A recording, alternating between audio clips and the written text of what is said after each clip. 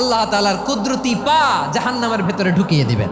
জাহান্নামের সবচাইতে হালকা আযাব হলো ওই ব্যক্তির আযাব যার পায়ে দুটো জাহান্নামের আগুনের জুতা পুড়িয়ে দেয়া হবে। ওই আগুনের উত্তাপে তার মাথার মগজগুলো ভাতের মারের মতো টপ টপ টপ টপ করে বেয়ে বেয়ে পড়বে।